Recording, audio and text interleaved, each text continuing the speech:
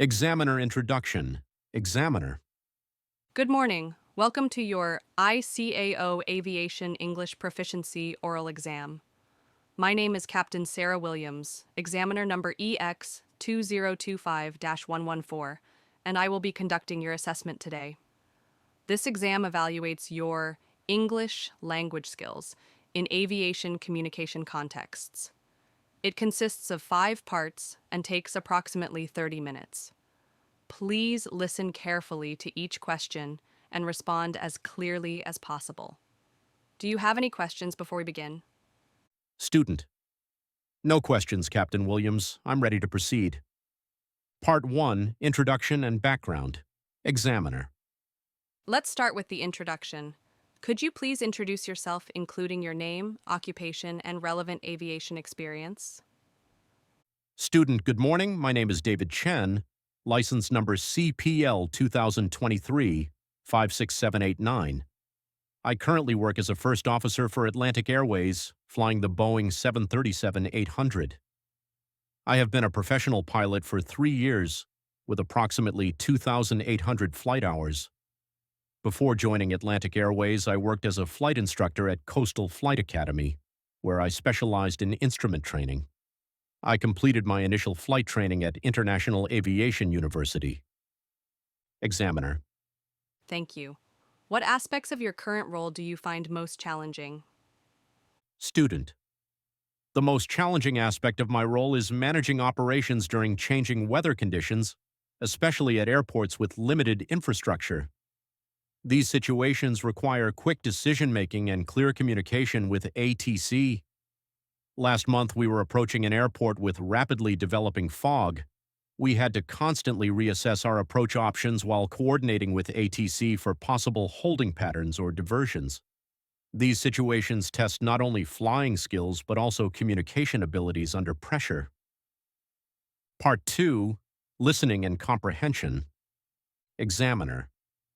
I'll now play an ATIS broadcast. Listen carefully. This is Chicago O'Hare International Airport, Information Echo, time 1530 Zulu, wind 320 at 18 knots, gusting to 28 knots, visibility 6 kilometers in light rain, cloud broken at 1,200 feet, overcast at 3,000 feet, temperature 8 degrees Celsius, dew point 6 degrees Celsius, QNH 1,009 hectopascals. Runway 27. Right and 28 in use for arrivals. Runway 32, left for departures. Braking action good. Construction in progress on taxiway Bravo.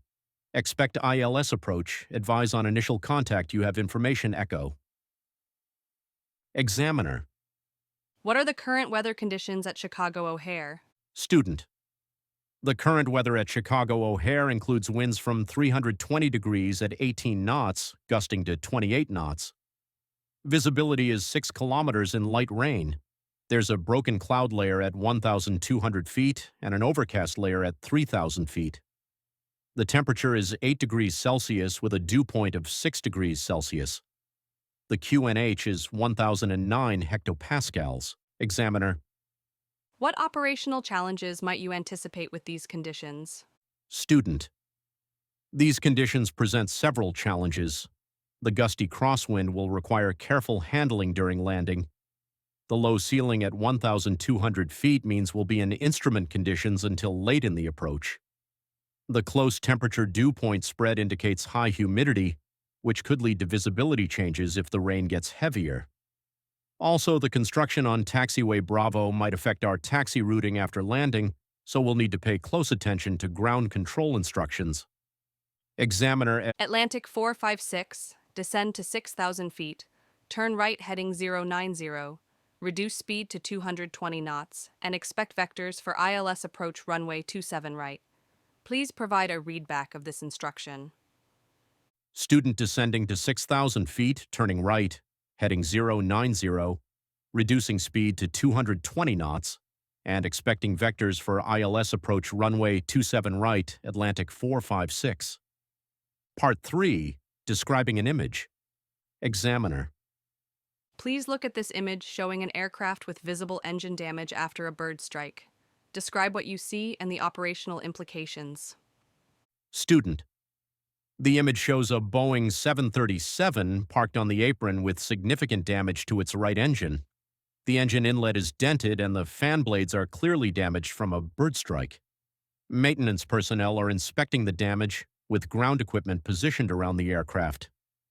This situation means the aircraft can't fly until repairs are completed.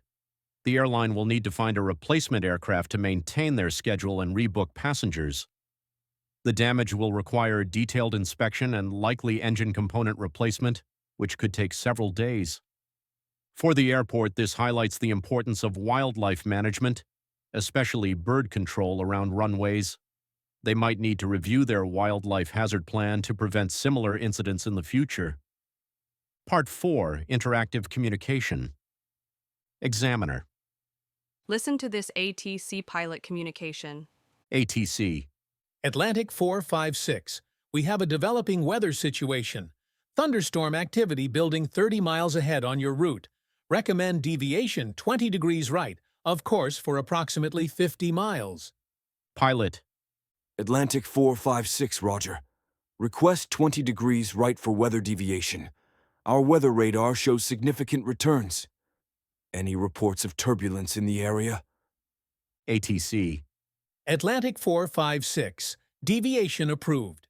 We've had reports of moderate to severe turbulence at flight level 310 and flight level 330. Suggest climb to flight level 350 or descent to flight level 290 to minimize turbulence. Examiner. Based on this communication, what information did the pilot receive about the weather situation, and what decisions would they need to make? Student. The pilot received information about thunderstorms 30 miles ahead on their route, extending east to west for about 70 miles. ATC also reported moderate to severe turbulence at flight level 310 and flight level 330, suggesting either climbing to flight level 350 or descending to flight level 290 to avoid it. The pilot needs to decide whether to accept the suggested 20-degree right deviation, which they've already requested. They also need to choose between climbing to flight level 350 or descending to flight level 290 to avoid the turbulence. This decision would depend on factors like aircraft performance, fuel efficiency, and whether climbing would put them closer to the tops of the thunderstorms. They should also prepare the cabin for possible turbulence and keep monitoring their weather radar for any changes in the storm's position or intensity. Examiner. You're experiencing a gradual loss of hydraulic pressure in System A. How would you communicate this to ATC, and what information would you include?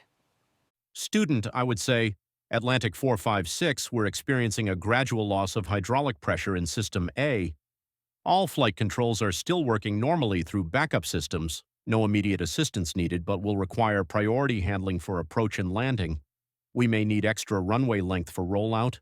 No emergency services required at this time, but please place them on standby as a precaution. We'll keep you updated if anything changes. Part 5. Discussion of aviation topics. Examiner. How do you think the increasing use of automation in cockpits affects pilot skills and training requirements? Student automation in cockpits has both benefits and challenges for pilots. On the positive side, it reduces workload, improves precision, and adds safety layers by monitoring systems constantly.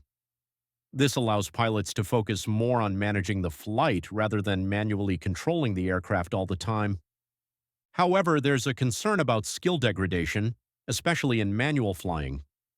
When pilots mostly monitor systems instead of actively flying, their hand-flying skills can get rusty.